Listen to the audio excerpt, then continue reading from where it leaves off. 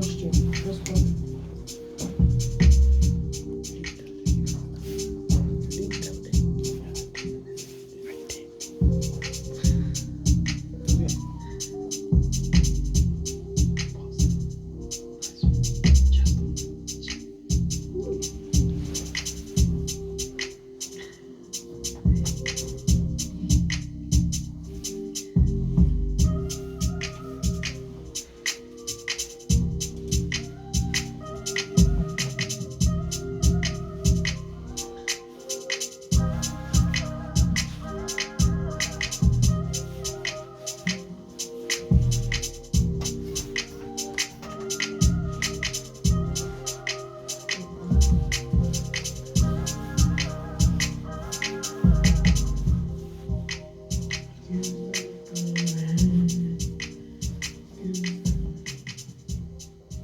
Hello everybody, today you are here on... Hey guys, welcome to Europe, where we bring you weekly topics and new content.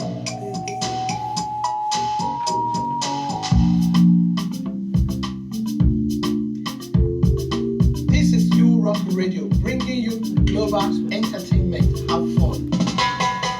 Hello everybody, you guys are here on Storytime with Terry and Angel. Today I'm with... So today... Angela. Okay, so what we're going to be talking about today, Angela? I'm going to be talking about The Watcher, #1 trending In what country? in Ireland. Okay, that's what you're supposed to say, go on. You don't say it. Oh, okay, so today we're going to be talking about The Watcher. It's basically a show on Netflix and it's a true life story as well. It's basically about this family that move into this new house because the house has like cheap rent and stuff like that. And okay, Angela, would you like to start the show?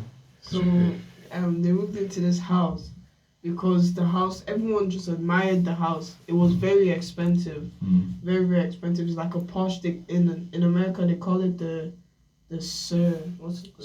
Suburbs, yeah. Suburbs. Where the posh people, the rich people live. So, everyone just liked this house. It was called 66 Belvedere Street or something. When they see the house, I don't know why, it just catches everyone's eye and they just want to buy it. And people actually kill over just to live in that house. So yeah, it could continue from there. So yeah, basically a family of 4 moved into the house. A mom, a dad, a son, and a daughter. The daughter is the oldest one. She's about 15. She's 16. Sorry, and the son is like 11 or 12. And the mom and dad, like, they're in a good place in the relationship with the mom, obviously. So they move into the house and they keep getting letters from people saying that it's basically telling them what's going on in the family. Like, say if you have an argument with your family about who stole the pizza. Yeah, it's like someone was watching them. Yeah, someone knows exactly what's happening. Like, they're just there and they're watching them. That's the type of letters they were getting. So obviously, in their mind, it was threat letters and stuff like that. So they were like, oh my god, what's going on? This, that. They went to go and contact the police. The police didn't really do much as usual. And what else? Yeah. So they got the letters. Then they obviously decided to move into a motel to find out. They moved, all of them moved into a motel to go and like... Yeah, just for a few days. Yeah, while just... renovating the kitchen. Yeah, you can go for that. Okay, so what they moved in... No, the dad was still staying in the house. They were still getting threatening letters. Sorry. So while they moved into the house, they still getting threatening letters. I'm sorry about that. When they moved it, they went to the motel and they were getting like random calls from the house. So that means someone was in the house, sleeping with them in the house. But they didn't know because they couldn't find anything. So after a few days, they renovated the place and they got a man to install cameras. He wasn't a man, he was 19 years old and he started having eyes for the daughter, which was 16. But apparently that's legal in New Jersey, sorry. So, yeah. They found out through the daughter's phone that his name is The Watcher on his social media platform. So the dad was angry that he's black as well. He's sleeping with his daughter, and he's the one that has been sending trailers to the house all this time. Blah blah blah. And took him to the police station and everything. And you know, in America, it's a big deal when you take A black person. black people to the police and everything. So the guy was angry that The man took him to the police court because it wasn't him that was the watcher, you get me? These people blamed everyone in their neighborhood that it was them sending the letters because everyone in the neighborhood was weird, and they always said they're watching them, they're watching them, they're watching them. So this became terror for his life because he's just trying to live in the suburbs with his family. Like when you touch that life, you never want to go back down. You get me? So his children weren't happy. He didn't feel safe with his family in the house. You get me? So what's it called? They got a private investigator. Yeah, basically, they got a private investigator, and from the start, basically, the private investigator was sick, and she just she had cancer, yeah, and this thing, so she was helping the man find out who was like the watcher and stuff like that. So they were just planning. So one random man came to the dad of the house, like the people that had been watching. He told him that he used to live in that exact house before him. So the man was saying that, I used to live in the house, and then one of my neighbors called Mo and Mohammed, they took care of my baby, and basically the son told the dad that the son seen the people that were taking care of him in a court, all in robe, wearing ritual stuff, and there was a baby in the middle, and they were cutting the baby's head, which was very, very mad. So obviously the man was scared for his life because those were his neighbors at the point as well, you get what I mean? So and ever since they moved into that house, they've been depressed as well. And the son has been traumatized. He's been going to therapy since he was a baby because of what he saw. So then later he was coming back from work and he saw that his wife has, committed suicide due to the house because they keep getting trending letters. It's messing up their mental health and everything. So this man was like, but this house can't be haunted. It wasn't haunted. Like someone was actually watching them, physical person. And they've been doing it for years. And everyone that ends up moving out, you get me? Moving out and going. Yeah, and the letter always says that it's greed that brought you to this house. Yeah. And he hates greedy people. So yeah, but I don't get why he thought people were greedy for coming to the house. Yeah, exactly. That's why it was just a nice house, yeah. So they blamed everyone. They even blamed the police at one point because they found a basement. What's it called? A basement. Undertunnel. That led to the neighbor's house. They blamed the police at one point, blamed everyone, all their friends, and they got so tired that they had to put the house on sale. But what's it called? No one was buying the house because people kept making reports about it that it was haunted. After they spent their pension and everything, they bought the house for like 3.9 mil. Basically, and people only offering 1 million, and that wasn't enough. And it was just a waste of the money, waste of the time. So when they moved back to New York, the city, they moved from the city to be safe, and they're not safe in where they are, so they had to move back from the city, and that led the dad to depression because he has tasted the suburbs, he has tasted the rich life, and so why am I coming back to where I started from? You get me? So that made him fall into depression, and every day he would go back to that house to like be checking who's living there. He didn't want to move on. So the private investigator was like dying. She was already in the hospital. She was on the deathbed. Yeah. So she called them for a confession to say that she's the one that been sending the letters, everything. She's the one that hired. Yeah, because it was actually her that was telling them the stories about the house. And she would always say, this is not on record, like there's no evidence of this ever happening. Then she would tell them a story.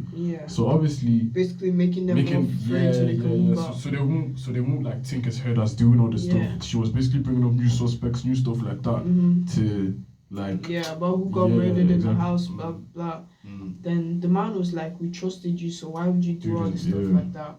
And it was just so stupid. But me, like the watchers were thinking that it was we already knew it was her the whole time, remember? When we were watching it, we actually knew it was her because it's obviously going to be the closest person to you. So when at her funeral they saw the daughter and they were like, why did your mom lie? And she was like, no, my mom didn't lie, she just wanted you guys to be at peace before she died. That it wasn't her that's the watcher. She doesn't know who it is. She just lied.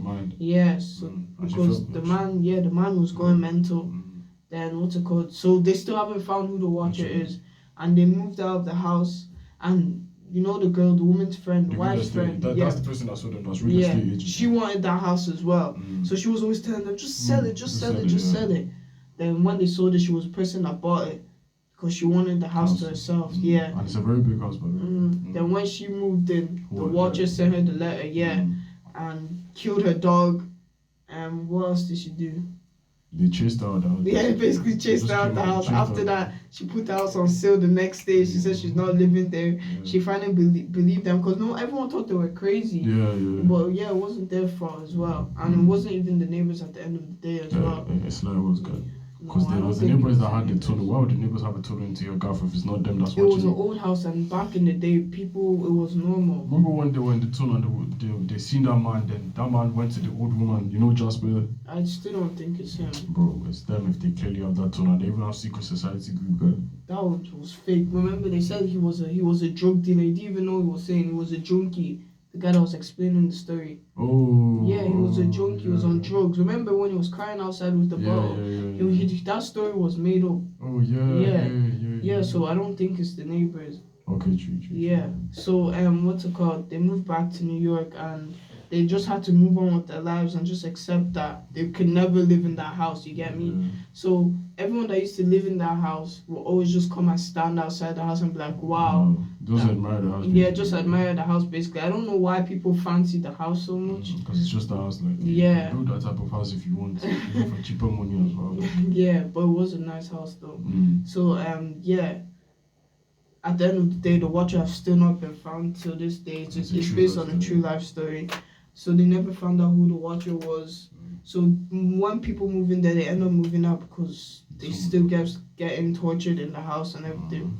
So basically, what I learned from this movie is, do you think they're greedy for liking the house? No, I just think personally what I learned from it, check the background of your house before you move into it.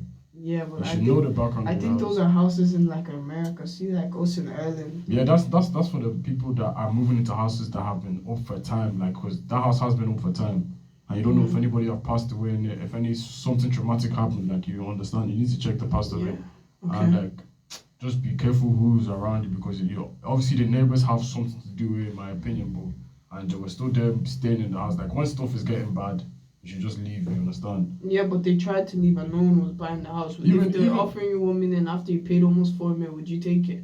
Nah, but I'm like, it was close to death experience because somebody was obviously playing with them, and I'll be scared and think that person is going to enter the house soon and try and do something. You understand? Okay. So obviously I just think, check the background because obviously this movie is about a house. The series about a house, so just check the background of your house and be careful. Yeah, and I think safety is better than anything as well. Safety of your children. It's good they moved out on time because one of the kids would have ended up dying or something. Yeah, true.